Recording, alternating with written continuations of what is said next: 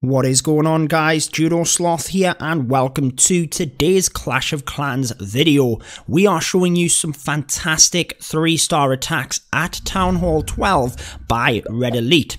If you do want to see daily Clash of Clans videos, be sure to subscribe to the channel. But starting off this one, we actually have a Town Hall 11 versus Town Hall 12 attack. Brilliant stuff.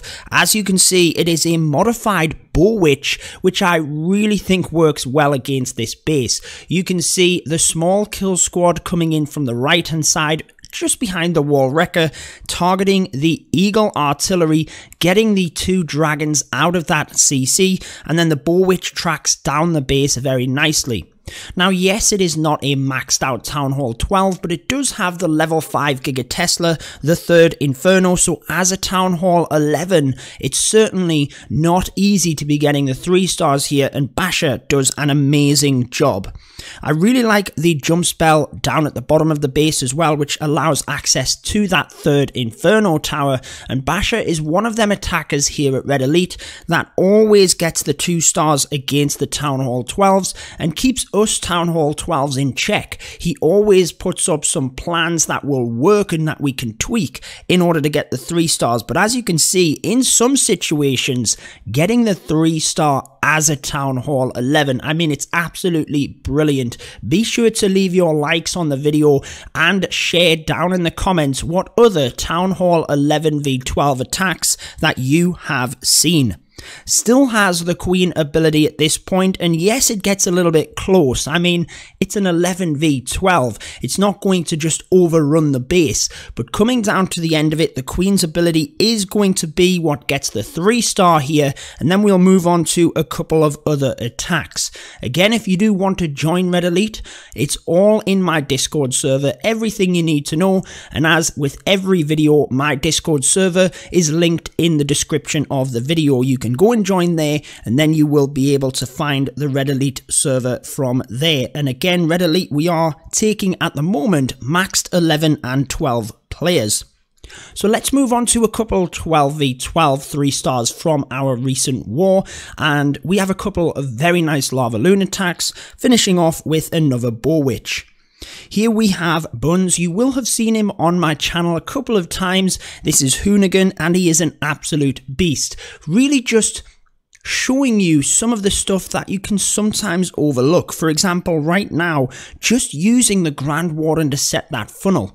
I mean, thinking about efficiency here, yes, he could have used a couple of troops to set up the funnel, but that's all troop space and capacity, which he doesn't necessarily need to use. So using the Grand Warden just keeps everything very minimal here, uses the wall wrecker and a small kill squad to come forward, basically take out the things he wants to take out into this section of the base, and then uses the LavaLoon to finish it off. Now, again, the LavaLoon is the main portion of the attack here, so it's what he has to use most. The bowlers are always a good addition to your kill squad just because of that bounce. Alongside a rage spell, they can get such good value, but as you can see, once the heroes get into this little kind of box section here, there's 3 single target Infernos on them. They are going to get pretty much fried at this point, but we have the objectives. The CC is down, the Giga-Tesla is down, starting with his LavaLoon from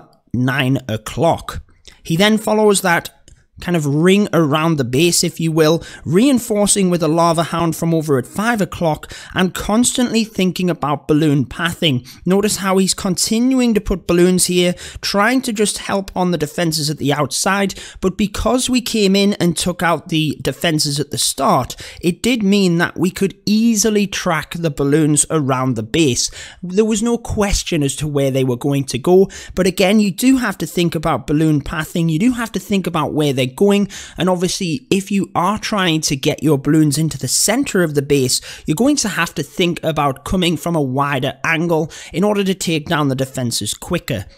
Now, I do like the one balloon he saved onto, used it to take out a Tesla and ultimately help the balloons not have to go over there, but just trying to save onto them 1 or 2 balloons is good practice. They can be used to distract wizard towers, sneak onto defenses, even be just used as cleanup at the end, because as you can see, the balloons do a huge amount of damage.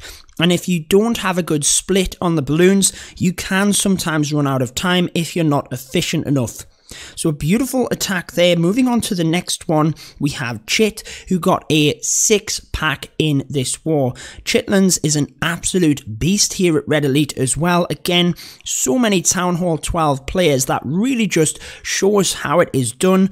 And again, I think we have 22 to 24 Town Hall 12 players. We kind of vary between that because we have got a kind of second clan which we basically send all of the Town Hall 10s and 11s to when we have the CWL.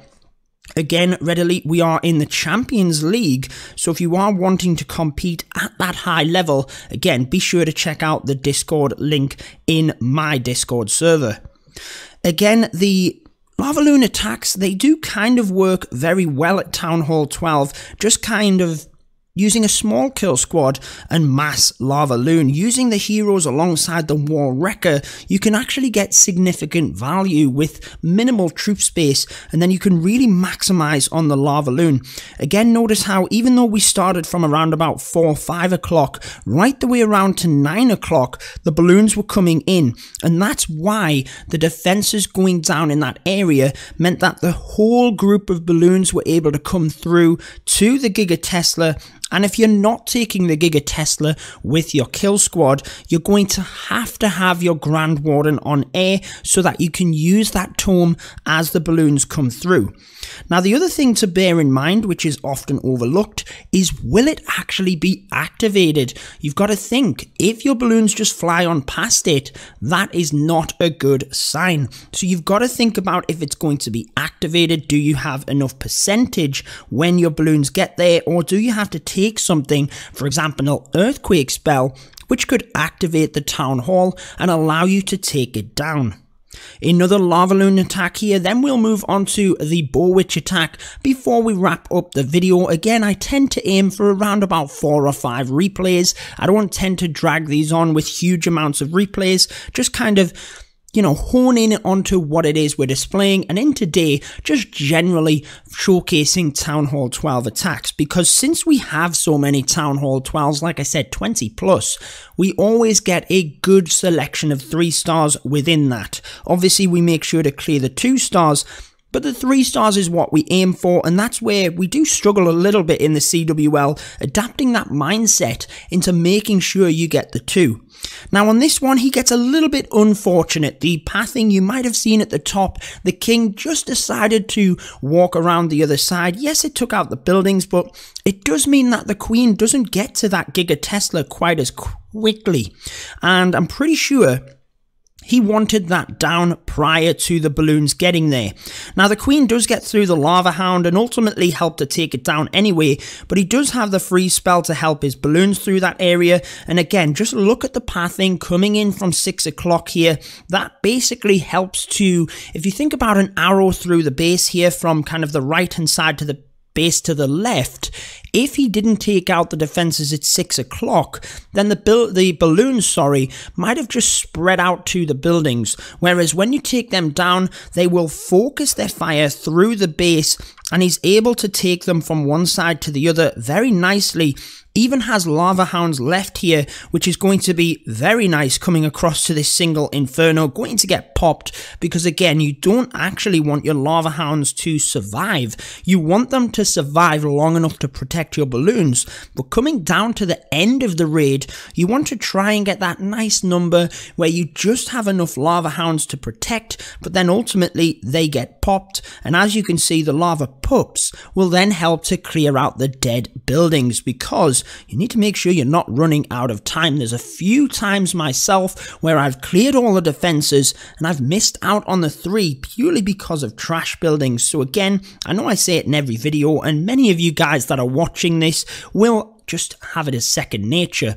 The LavaLoon style strategy and the balloons being defense targeting troops, as soon as you've came in from an area and they take out the defenses in that area, you know, they've set off the traps. There's no defenses there. Get some minions in to start cleaning up as soon as possible. Moving on to the final attack then, we have Living Legends. I did like the use of the Electro Dragon here, although I think he gets a little bit unfortunate with that Tesla popping. It just, alongside the Arch Tower and the Grand Warden, knocks the Electro Dragon down quicker than he might have thought, and although he gets the funnel, for 30 troop capacity, I'm not sure that it was indeed worth it, but I did like the idea. No sweepers, single infernos, air defense, anything like that, and you can often get very good value, especially if you have a high HP building to chain through. In that case, there was a storage. Moving on to the BoWitch, does actually misplace a jump spell here as well. Uses it to try and get as much value from the bowlers coming through behind the wall wrecker and the heroes, but actually misses that initial wall, and it causes the heroes to split. Now again, it's not the end of the world necessarily, because the queen simply walks around and follows in behind the wall wrecker. Using that Grand Warden's ability relatively early, to be honest, just about times it through the Giga Tesla.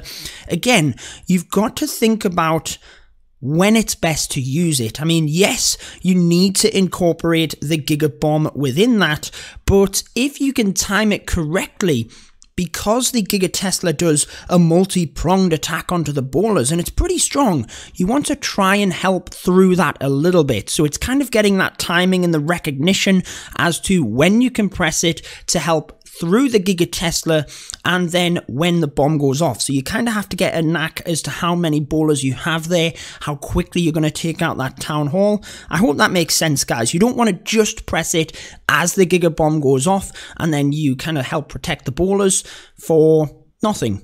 Unless there's a lot of other defenses there. Obviously, if the Town Hall's in the middle and there's kind of fire coming in from each and every angle, then obviously you're going to still get value there. Perhaps there's giant bombs in that area as well. Look about where there's potential gaps around the Town Hall, and think about the timing of the tome. Don't just use it when the Town Hall goes down. Think about if you can use it a little bit before it goes down, or if you do need to time it right until the end.